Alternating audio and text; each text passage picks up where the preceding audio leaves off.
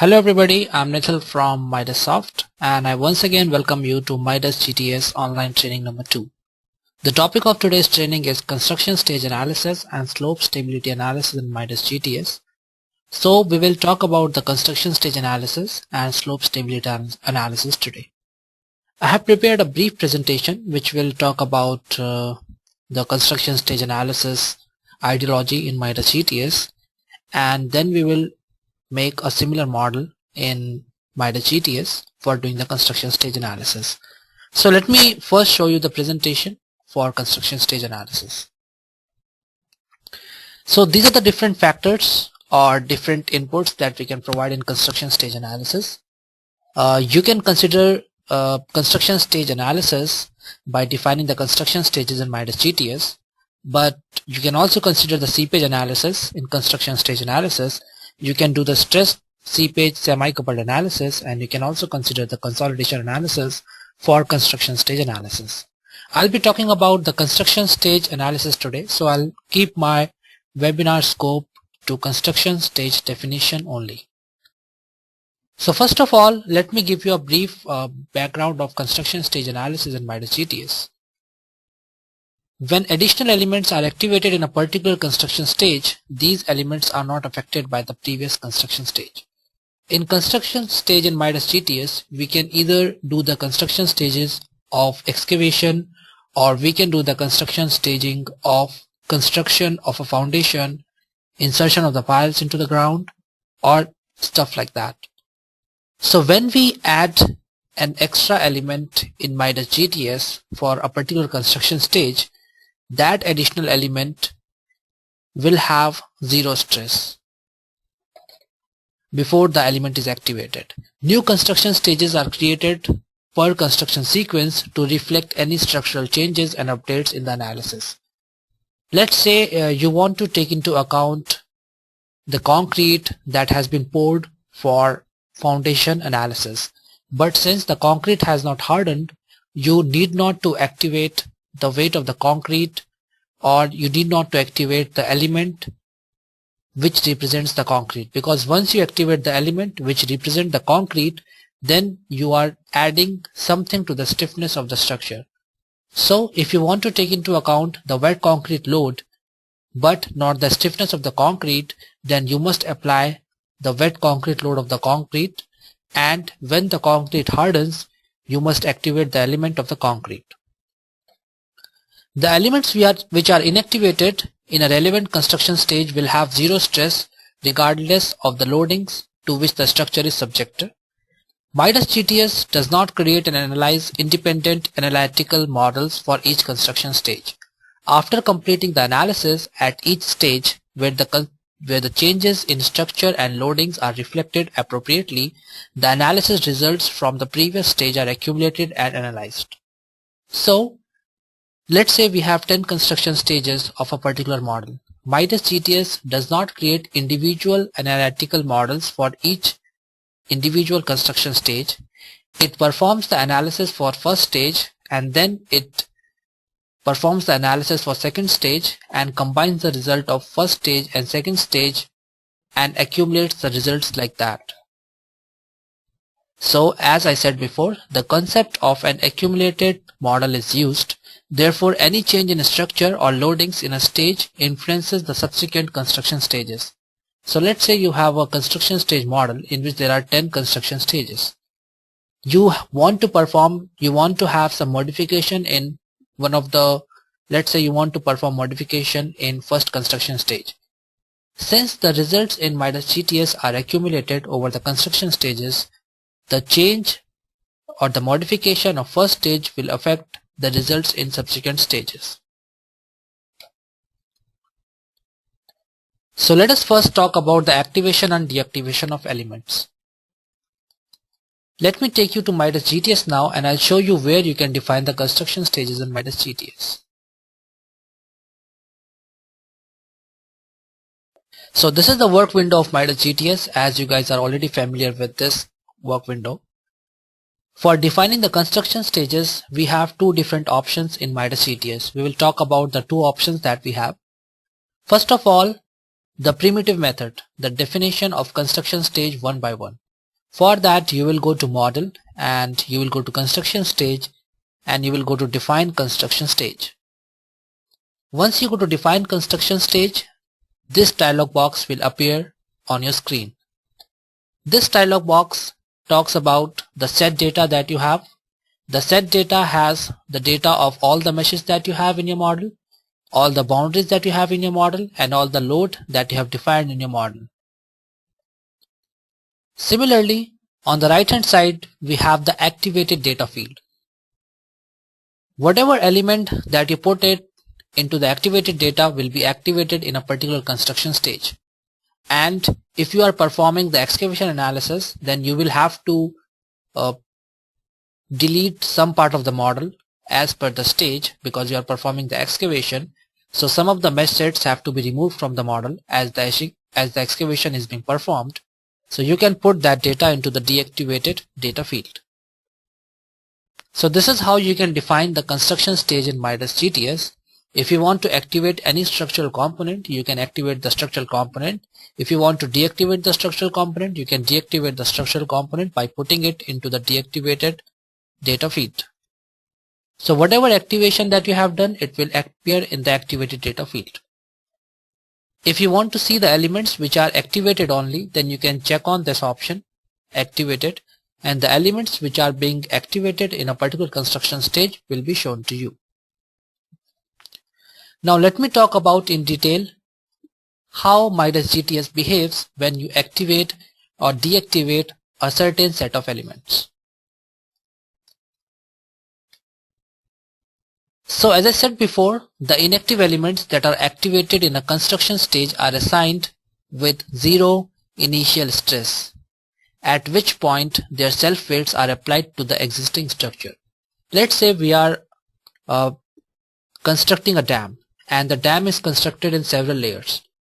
So we have the first layer in the first construction stage. Now in the second construction stage, we want to add one more layer on the top of the dam. So what we will do, we will activate the second layer by activating the mesh set for the second layer. How we will achieve that? In Midas GTS, the second layer will be considered as inactive element and it will have 0 stress condition. Once you activate that element, Midas GTS will perform the analysis on that layer, including the other part of the model, and it will show you the results.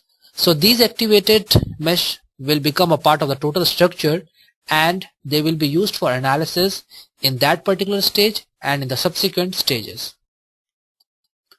Now let me first talk about the different types of elements that you can activate in construction stages. As you know, in Midas GTS you can model the solid, arc or curve or surface, and then you can mesh it to create the mesh model. So as you can see here, in this model I have different solids, I have different curves, I have different surfaces, but these surfaces, curves cannot be activated in a construction stage. The only thing that can be activated in the construction stage as far as geometric modeling is concerned are the meshes. So first you will create the solid, you will mesh the solid, and that mesh solid can be activated in a particular construction stage. So after I have completed the modeling, I can simply delete the solids because I don't need them anymore. So these are the different mesh sets that I have in my model, and these mesh sets will appear in the definition of construction stage, and they can be activated or deactivated as per the construction schedule. Similarly, all ground elements are subjected to stress before deactivation. If a load is applied around the deactivated elements, proper stress redistribution for the remaining activated elements must take place so that the new free faces do not become subjected to any stress.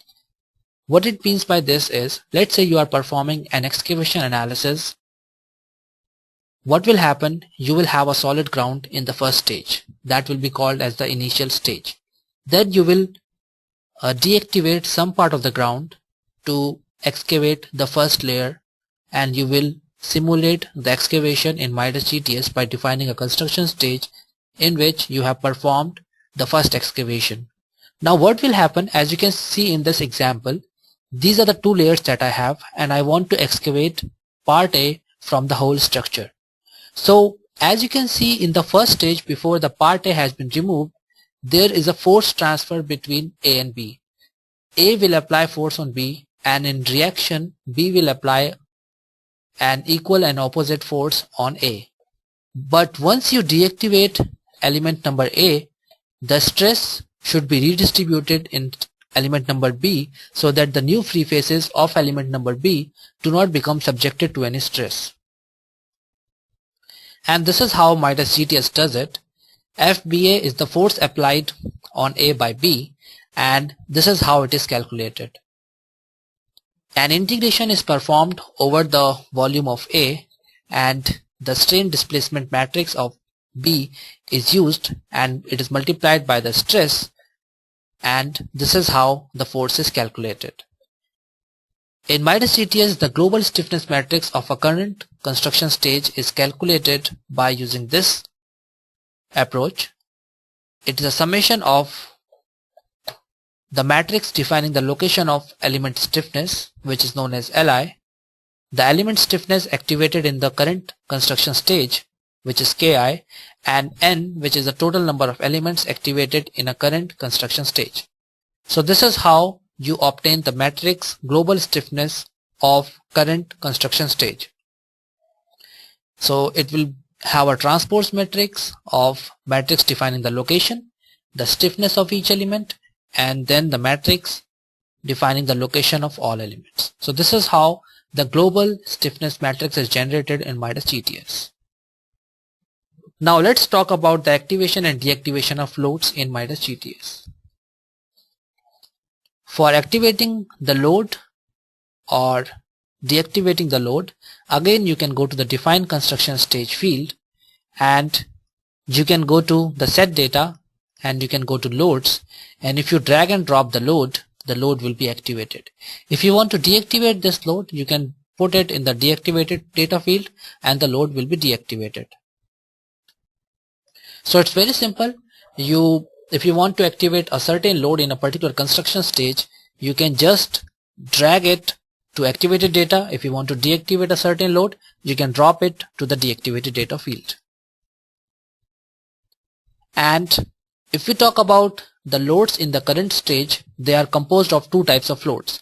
The first is the surface load and second is the body load. Surface load is not the load that is applied on the surface of the element, but surface load includes the loadings related to the nodes such as nodal forces or distribute forces. So let's say I activated a raft in a particular construction stage.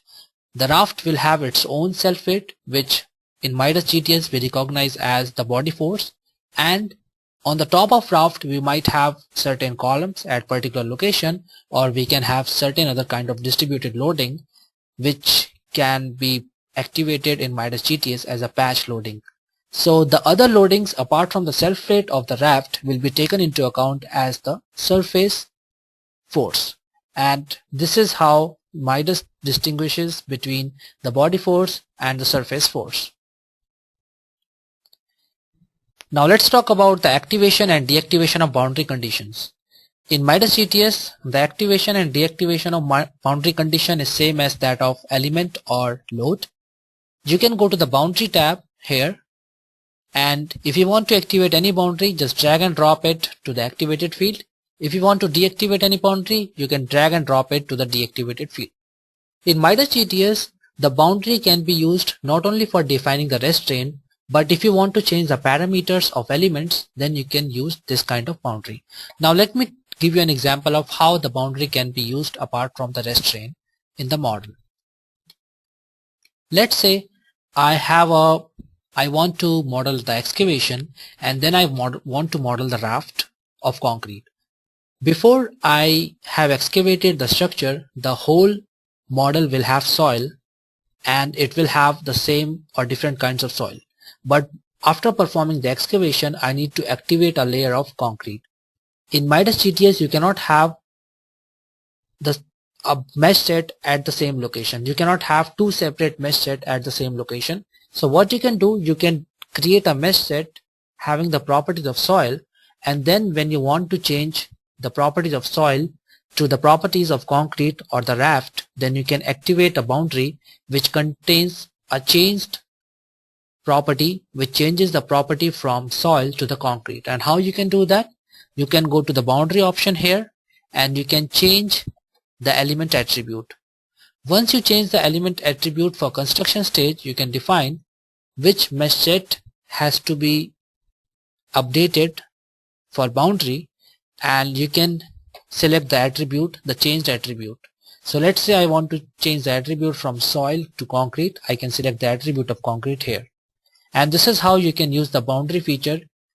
So to sum up, the boundary feature is not only to restrain the degree of freedom in the model, but it can also be used to define the change in attribute in a particular model. Apart from that, the boundary can also be used to define the nodal flux, nodal head, seepage flux, seepage phase, and other boundary conditions.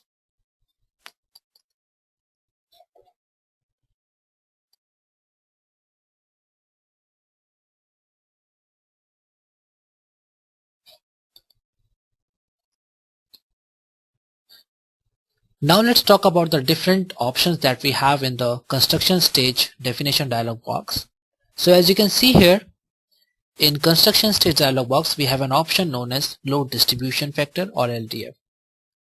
If you go to Midas GTS and you go to define construction stage, the option is available here. Now let me talk about the importance of this option in Midas GTS. If you want to consider the sequential transfer of stresses in different construction stages, then you can use this kind of approach. Let's say you deactivated a certain part of the model and you want the load distribution factor to be spreaded between different construction stages, then you can use this option and you can define that in the subsequent construction stages what load should be dissipated. So if I specify the transfer of stresses over 3 steps or 3 construction stages, then I can specify the different factors for different construction stages. So here in Midas GTS, if you want to specify the load transfer in different stages as 40%, 30% and 30%, then you can specify the factors as 0.4, 0.3 and 0.3 for the current stage, first stage and the second stage. By current stage, it means the stage in which the load has been activated. The first stage means the stage after that, and the second stage means the stage, one stage after the load has been activated. Talking about another feature, the save for restart feature. If you want to save this construction stage to restart the analysis from this stage, then you can check on this option. The importance of this option is when you have very large model and you have several construction stages and you want to do a parametric study and you want to analyze the model from a particular construction stage, then you can use this option. Let's say you want to see what thickness of tunnel lining is economical for the design, is optimum for the design, then you can choose various thickness of this tunnel lining and you can rerun the construction stage analysis from a particular construction stage to see the stresses or deformation in the tunnel lining. So this is how you can use the construction stage analysis save for restart feature. Then we have one more construction stage analysis feature known as clear displacement. This option disregards the displacement which has occurred already in the stage. Now what it means by this sentence is, let's say we have modeled a block of soil in Midas GTS and we want to excavate a tunnel through it. Now because of self weight of this box of soil, it will have certain deformed profile. But in actual structure, in actual field, this deformation has already performed. So if you see the results for first stage in Midas GTS, you will see that the soil has certain deformation profile which is not required.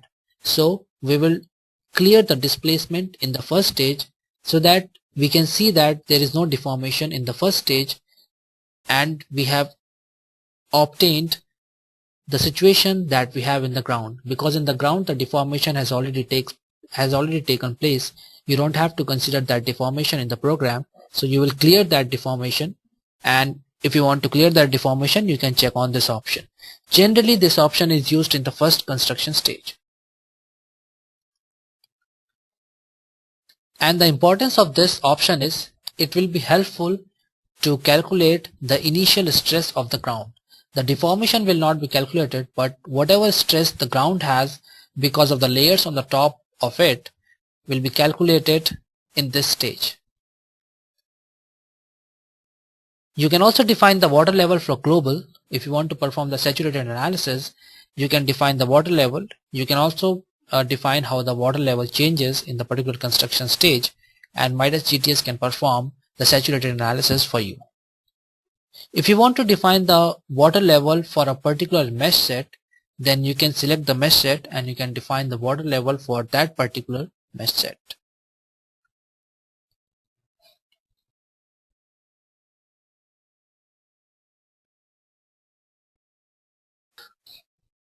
Talking about the in situ stresses in Midas GTS, we have two different mechanism of determination of in situ stresses. The first is K0 method, which is the method that we have been using for our calculation of horizontal forces depending on the vertical forces. So what this method does is it multiplies the vertical stress by a certain factor, which is known as K0, to obtain the horizontal stress in the model. This mechanism is correct if the ground is horizontal, but if the ground is not horizontal, it has a sloping profile, then this method gives you a little unprecise results. So if the surface is not horizontal, the stress state determined by this method under self-weight will not be in static equilibrium. Midas GTS always perform iterations using the K0 method, K0 modified stresses as the starting point to reach the equilibrium. That means that the calculated stresses at the end of K0 construction stage do not necessarily obey the K0 condition. So if we have the slope profile in the ground, then Midas GTS will internally perform several iterations so that it can create an equilibrium between the forces, so that we can obtain the initial in situ stress condition. But a more refined method for the sloped ground is the self-weight analysis method. In this method, the initial stress state is determined by the stress state obtained by self-weight analysis. If the ground is horizontal, this method is identical to the K0 method, but if it is not horizontal, the results will differ from those of K0 method, and the shear stress will exist between the horizontal strain exist. So as the ground is sloping, there will be some horizontal strains on the top layer and in the subsequent layers beneath it, and with this method you can accurately obtain the shear stresses due to that kind of strain. Therefore, this method is more suited for a sloped ground surface, and this is how you can calculate the in situ stresses in Midas GTS. The two methods that we have are, the first is K0 method and the second is self-weight analysis method. Next we will talk about the slope stability analysis, but before I talk about the slope stability analysis, I would like to model a construction stage model in Midas GTS, and I will show you how you can model the construction stage model using the primitive feature, using the definition of construction stage in Midas GTS, and then we will use the stage definition wizard to model the construction stages. So in this model I already have certain construction stages, but I'm gonna delete all these construction stages so that we can create a construction stage by ourselves.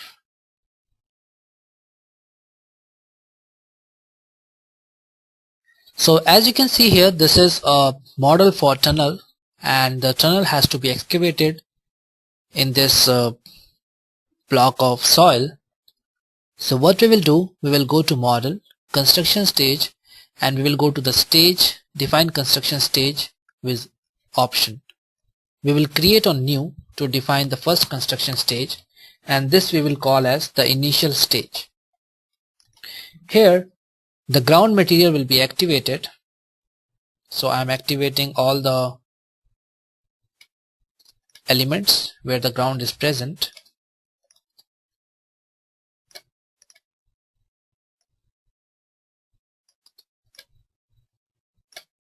So I selected all the elements.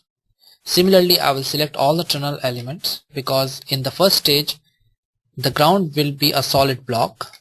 So here I am selecting all these tunnel elements, and I will activate them in the first stage, and I will also activate the self weight and the ground support in the first stage. Since this is the first stage and all the displacement would already happen in the ground, so I will check on this option, clear displacement, and I will click on save, and this construction stage will be saved. Now in the first construction stage, I will excavate the first part of the tunnel. So I will put the required mesh set for tunnel to be excavated. So this is how I am excavating the tunnel. I will put them in the deactivated data field, and I will click on save to model the second construction stage. Now let's see up till how the construction stage looks like. To see the flow of construction stage, you can go to simulate construction stage, and you can simulate how the construction stages are appearing in the model.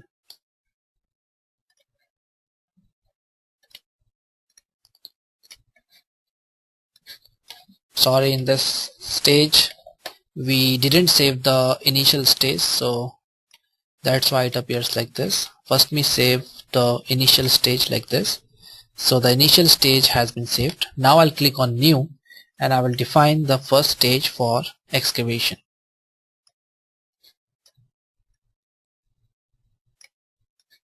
So here I'm excavating the first layer of tunnel, and if I want to see how the construction stage looks like, I can go to the simulate construction stage option, and here I can simulate the construction stage. So this is how the construction stage simulation looks like. The first part of tunnel has been excavated, and similarly we can excavate the other parts of the tunnel. So once you know what all mesh set have you defined, what is the name given to a mesh set by you, then you can activate or deactivate that mesh set in the construction stages to model or simulate the construction staging of the model. Now let us talk about the stage definition wizard. For the stage definition wizard, let me tell you how you can use the stage definition wizard to model the construction stages. If you see the stage definition wizard, you can see that you can select the mesh. Let's say I selected the tunnel mesh, and I can activate or deactivate the mesh. Then the program asks me for the start postfix, the end postfix, and the stage start and the stage increment. Now let me talk about in detail what does it mean by the different options that we have here. So in the set type, you can select what type of set do you want to select, whether it is a mesh set, a boundary condition, or the load condition. So if I select the mesh set, all the elements can be selected. I can select the name of the mesh set. The ANR means the activated or the deactivation. So I want to deactivate the tunnel element. So what I'll do, I will select R, and I will select the postfix as 1, and I will start the age, the construction stage as 1, and I will increment the stage by 1. Now what it means is the mesh set having the name tunnel having the suffix 1 will be deactivated in stage 1.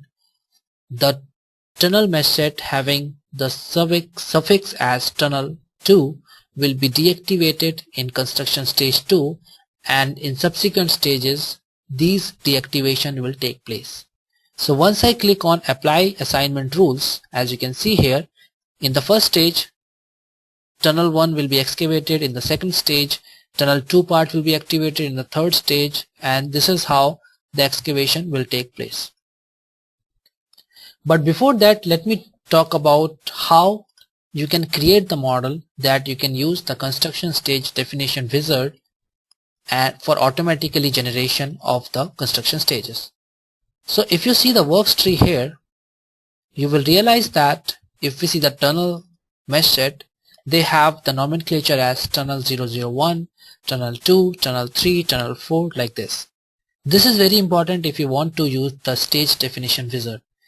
If you have the tunnel mesh set like tunnel, initial, second tunnel, then third tunnel, fourth tunnel, fifth tunnel, sixth tunnel in the excavation sets, then you cannot use the stage definition wizard. Then you will have to use the primitive definition of construction stages, and you will have to manually activate or deactivate the mesh set to create the construction stages. So for using the automated construction stage definition wizard, first of all you need to rename the mesh set according to the construction stage.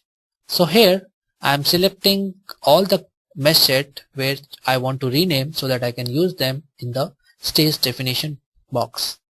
So first of all I'll go to mesh and I will go to mesh set and I will click on rename.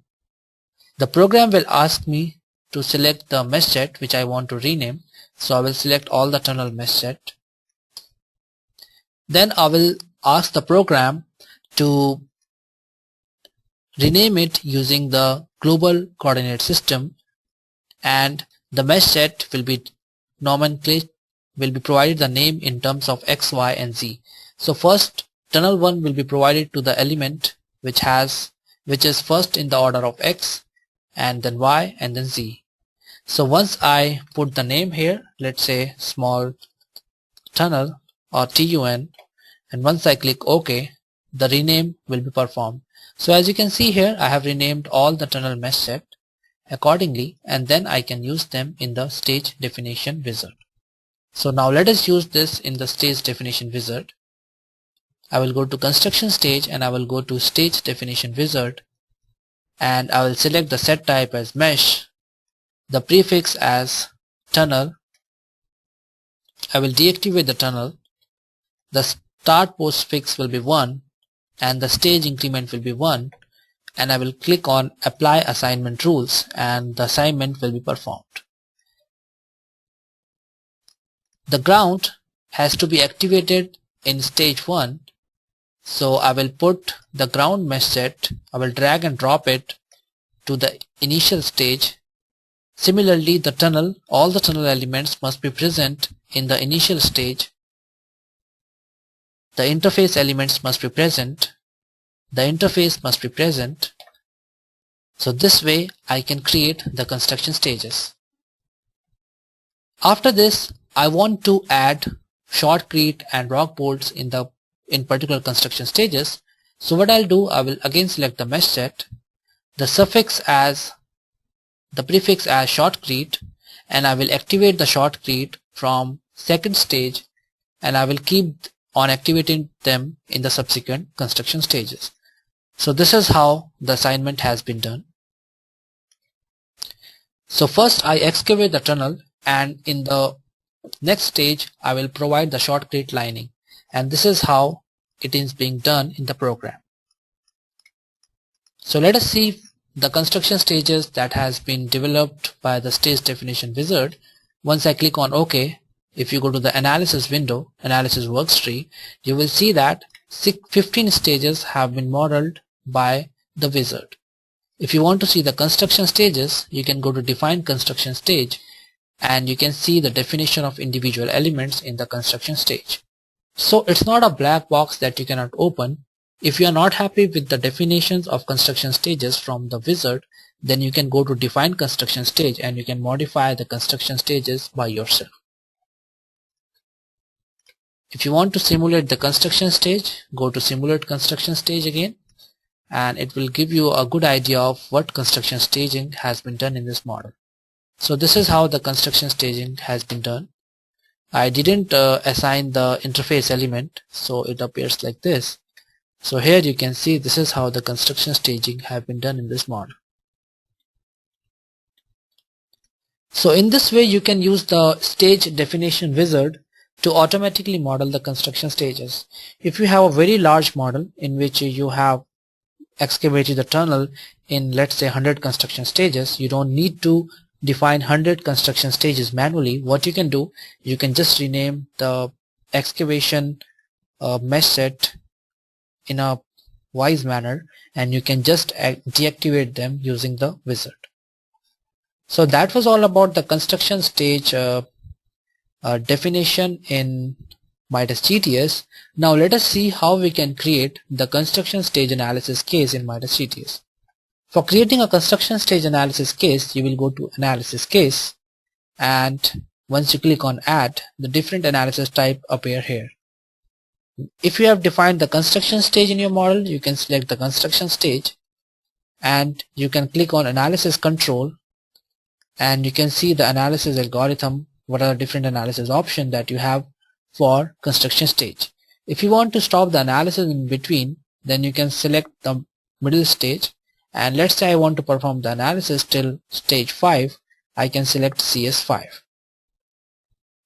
Then you can select the parameters for nonlinear analysis, the iteration methods, the load steps, and if you want to see the results for last step or all step, you can check on here. For CPage, you can define the convergence criteria. Now once you define all these analysis case, you are ready to run the analysis, and you can see the results of analysis in this model. For showing you the results, I will just open a model that I have already analyzed, and then we will see the results due to construction stages.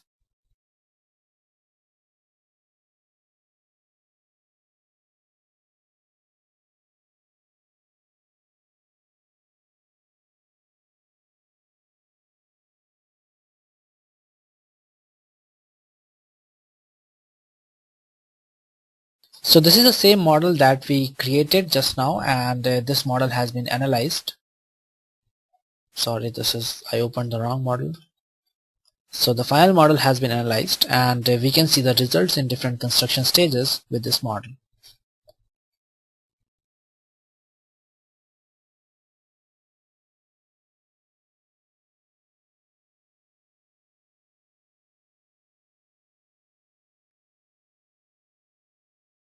So this is the analyzed model that we have.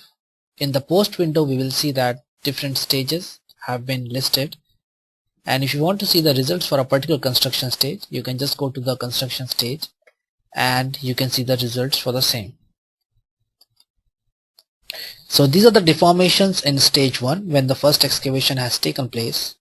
If you want to simulate the deformation in different construction stages, then you can just keep on going through in different construction stages, and you can see how the propagation of deformation has taken place in the excavation of tunnel. So you can obtain this by selecting this option here, and you can see how the deformation changes in different construction stages.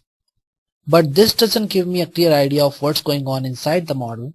For that, I can define the clipping plane, and once I define the clipping plane, I can see how the excavation is being performed and how I can see inside the structure how the deformation changes. So I will again go to deformation here, and I will go to different construction stages, and I will see how, as the excavation is being performed, how the deformation changes.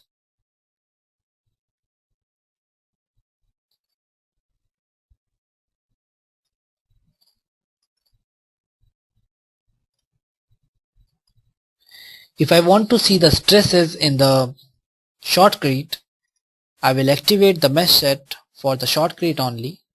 So I will deactivate all the mesh set, and I will go to the shotcrete mesh set, and I will activate the shotcrete mesh set. So here I can see the stresses or the deformation in the shotcrete. If I go to post, the shotcrete is a 2D element, so the results will be obtained in the 2D element.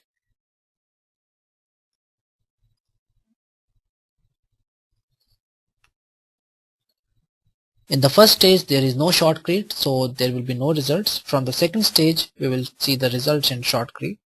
So here you can see in the stage 1 this shotcrete has been activated, for the first tunnel lining, and you can see the strains in this shotcrete. If you want to see the stresses, you can go to 2D stresses and you can see the stresses. So this is how the stress looks like in the first layer of shotcrete. Now once you go to different construction stages, you will see that this is how the shotcrete lining has been done in the model, and this is how the stress changes in different construction stages. So this is how you can obtain the results for shotcrete by activating the mesh set for the shotcrete only. If you want to obtain the results in the rock bolts, you can activate the rock bolts only. The mesh set for the rock bolts can be activated and you can obtain the one-dimensional forces in the rock bolts. Since rock bolt is a 1D element as the beam element or the truss element, you can see the results for rock bolts in the 1D elements option. So let's say I went to 7th stage. I want to see the 1D element forces. I can select the 1D element forces and I can see the axial forces in the rock bolts. But in this model I haven't activated any rock bolt, so I will go to mesh set and I will activate the rock bolts. Once I activate the rock bolts, I can see the results for the rock bolts. So this is how you can obtain the results in the rock bolts.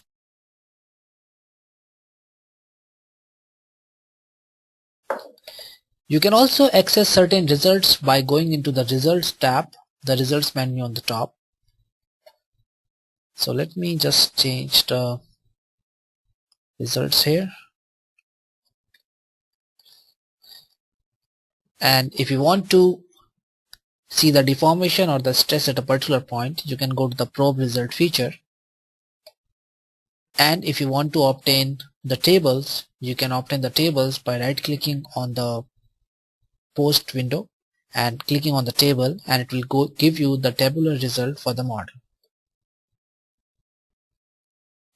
So this is how you can perform the construction stages in Midas GTS, and you can obtain several results for the construction stages by going into different construction stages, and you can simulate how the results changes in different construction stages by selecting the simulation option here. And once you keep on going up or below the construction stages, it will show you how the strain, stresses or the deformation change in particular construction stages. So I hope with this demonstration you have a clear idea of how construction stages can be modeled in Midas GTS and how you can obtain the results for the construction stages. Before I move on to the slope stability session, I would like to ask any questions. If you guys have any question regarding whatever we have covered so far, please send me the questions through the text or the questions window that you have, and we will stop here for a while and I will take the questions for construction stages, and after I answer all the questions we will move ahead to the slope stability analysis.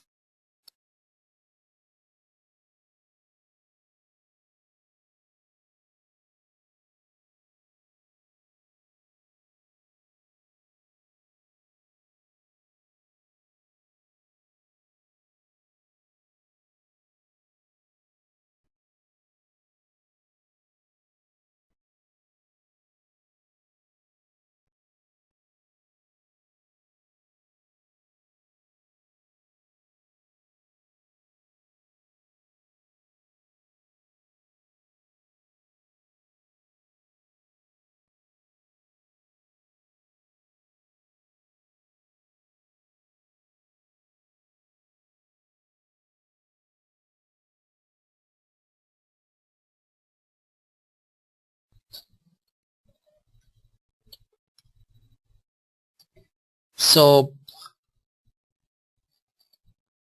I received one question here, and the question is how to take into account the different loadings in different construction stages. So let's say I hope I understand your question clearly. I think you are talking about the different construction scenario of a building. So if we talk about the foundation of a building, the foundation will be constructed first, and then the building will be constructed on the top of the foundation. Now as the floors will be added to the building, the force on the foundation will increase with construction stages. So you can simulate this behavior in Midas GTS by incrementing the load in different construction stages. So what you can do, you can first model the foundation, the mat foundation or the pile foundation, whatever you have, and then you can model the length of the columns only for the first floor, and then you can keep on adding the concentrated loads on the top of the columns in subsequent construction stages, and you can see how the foundation will behave with change in loadings as per time. Or you can just perform the analysis for the final construction stage. You can activate the whole load of the building on the top of the foundation, and you can see how does it affect the results in the foundation. I hope I answered your question. If you guys have any more question regarding the construction stage analysis, then please let me know. Otherwise we can move ahead with the slope stability session.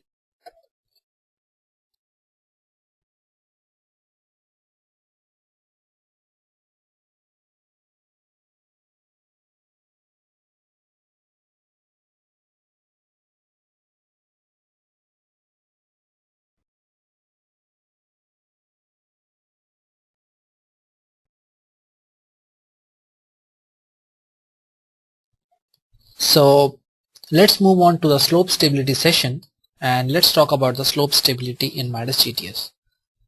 A brief introduction to slope stability analysis. In Midas GTS we can perform the slope stability analysis in 3D and 2D. So there is no limitation. If you want to perform the slope stability in 3D, you can model the model as 3D, and you can perform the slope stability analysis as per the C-Phi reduction method. And if you want to perform the slope stability analysis for a cross section in 2 dimensions, you can model the structure in 2D, and you can perform the slope stability analysis. In this session we are going to cover the slope stability analysis in 2D and 3D, and how we can perform the slope stability analysis in construction stages.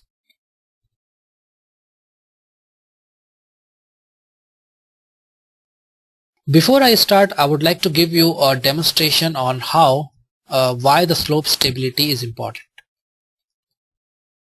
So as you can see here, a slope is naturally subjected to potential energy due to its self-weight.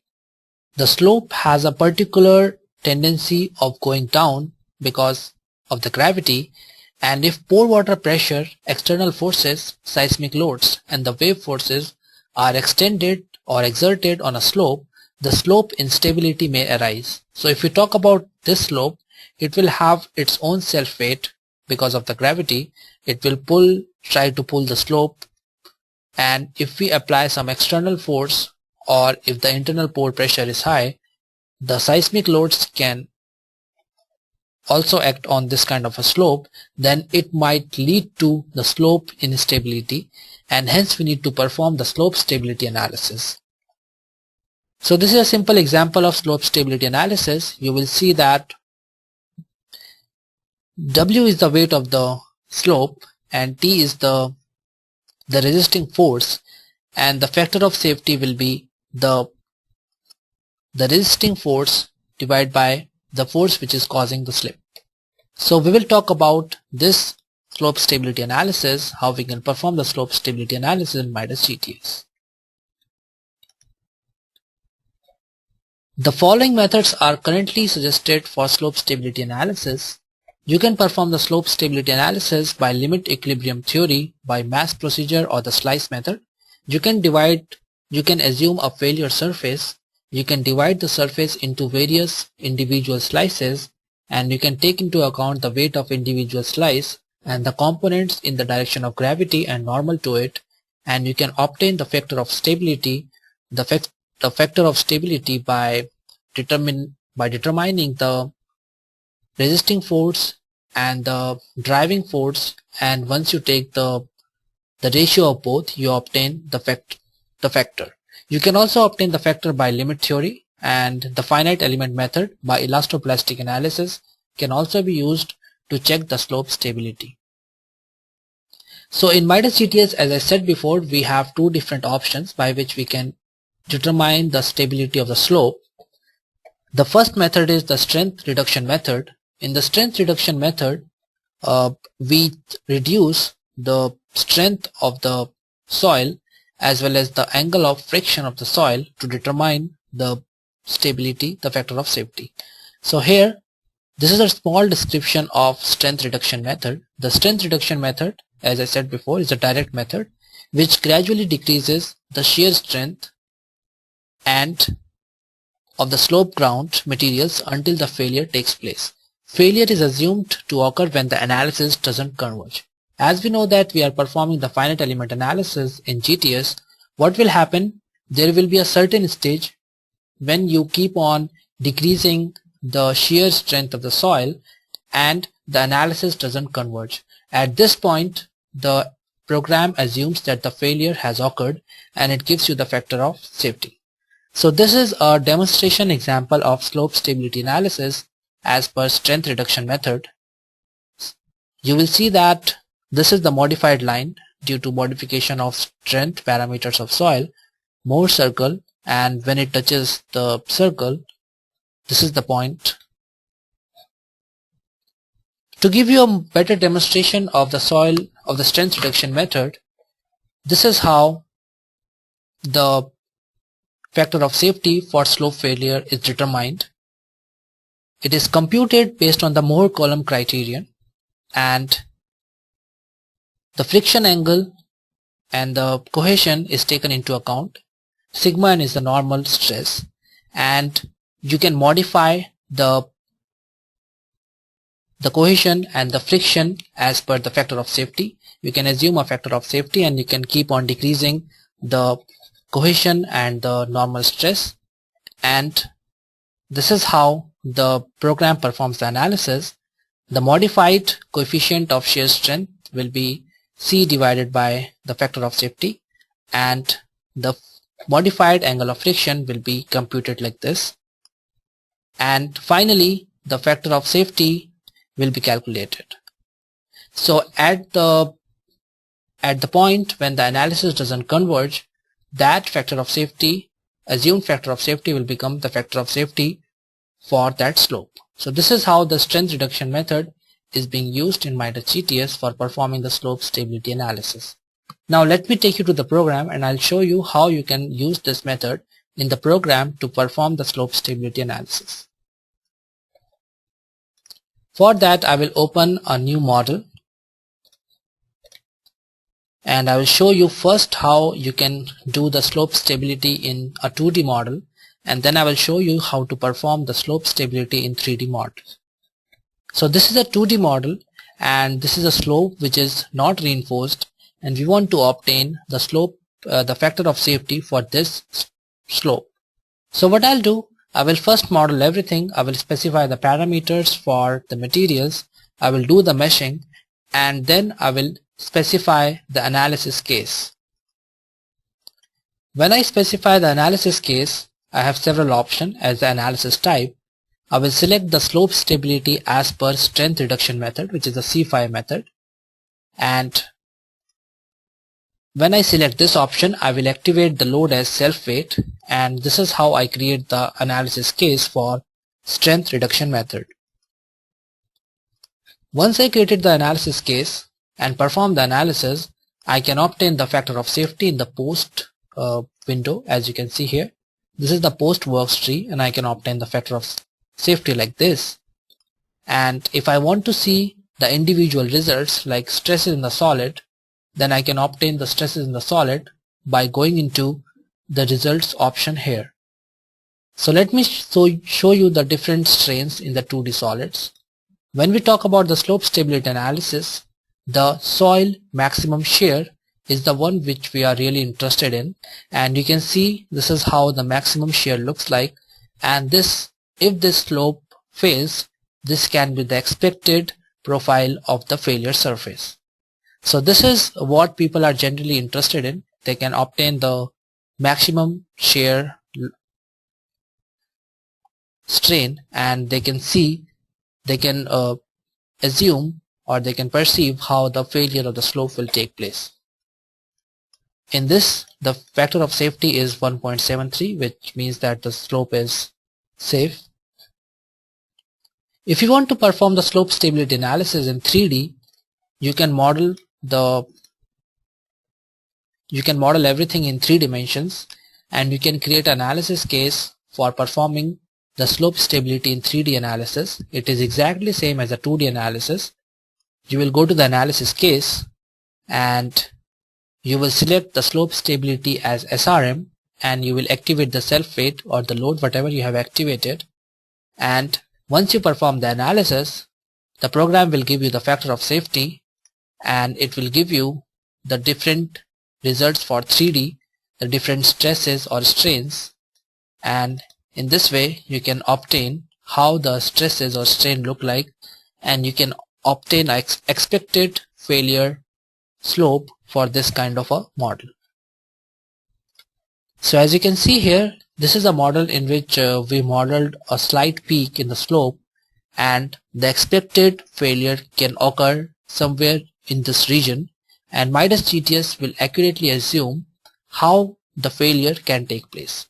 So once you go to the PostCS command, you can see the different stresses, and based on the stress profile you can assume or you can perceive how the failure of the slope will take place. You can also see the 3D element status.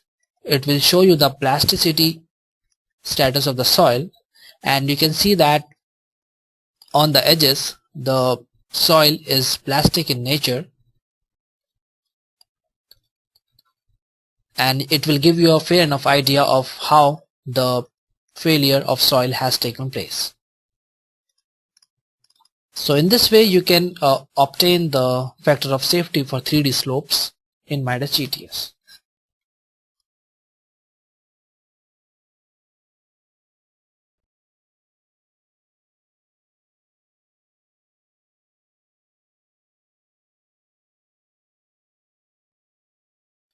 Now let's talk about the limit equilibrium method for slope stability analysis. The limit equilibrium method is one way to approach the slope stability problems, and it is most widely used in practice. This method cannot consider the stress hysteresis effects during the formation of slope and the variation of stresses for foundation due to groundwater.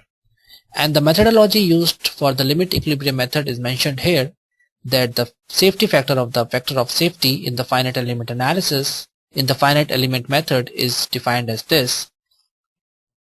It is taken as a ratio of the integration of shear stress on a surface divided by the integration of the shear strength according to the Mohr-Coulomb failure along the surface, and whatever ratio that we obtain is known as the factor of safety in this method. And this is how the calculations are performed. You can see the normal stress is calculated by this approach, and these are the different components in the normal stress. It takes into account the normal stresses in the x and y direction respectively, as you can see in the diagram.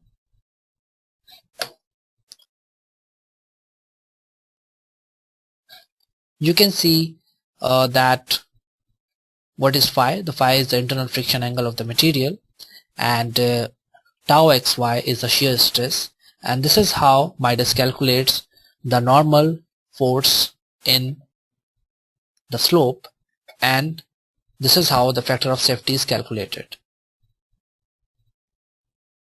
So the stress integration over the potential sliding surface in two-dimensional global coordinate system is given by the following equation, and it will be transformed into the integral one-dimensional local coordinate system to obtain the factor of safety. So this is how the transformation takes place, and this, after doing the transformation, we can obtain the factor of safety. But now let me tell you how you can do the analysis for factor of safety in the model in GTS. For that I will open another model, and here we will see how we can perform the factor of safety analysis in Midas GTS as per the finite equilibrium approach. For doing the slope stability analysis using this method, First of all, you need to define the boundary as a slip surface. You can define the circular or the polygonal slip surface. You can specify the grid range for the center, and you can specify the radius range. You can specify the tangent to the failure surface, or you can specify the radius and the center point. Once you define these parameters and perform the analysis, you can obtain the factor of safety. In the analysis case, you will select the analysis type as the slope stability SAM method, and once you perform the analysis, it will give you the factor of safety. Apart from the factor of safety, all the results such as the 2D element strain, stresses, or the plasticity status can be obtained, and it will give you a clear picture of how the slope might fail, how the failure surface looks like, and what is the factor of safety for this model. Lastly, I would like to talk about the factor of safety for slopes in construction stage analysis and how we can obtain that.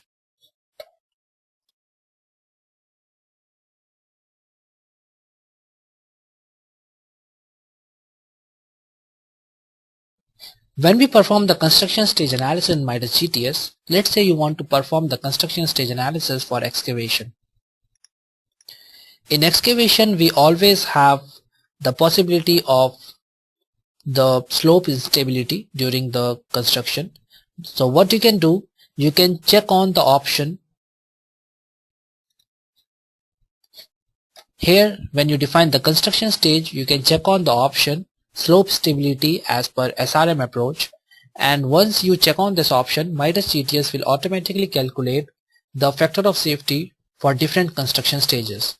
So let's say you have modeled 5 different construction stages, and you believe that second, third, and fourth are the most critical stages for slope instability. So what you can do, you can check on this option, the slope stability SRM, for calculating the factor of safety of slope in excavation in these construction stages, and when you perform the analysis, the factor of safety for these stages will be given to you, and you can make sure whether the slope is safe to excavate or not.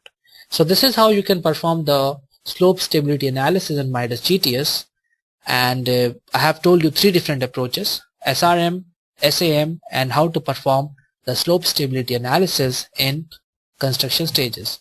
Apart from that, you can also perform the slope stability analysis in 3D modeling, as I have shown you using the SRM approach.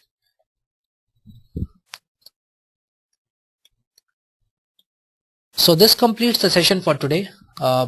We learned about the construction stages and the slope stability analysis in Midas GTS. If you guys have any question now, you can ask the question, and I'll be more than happy to answer any of your question.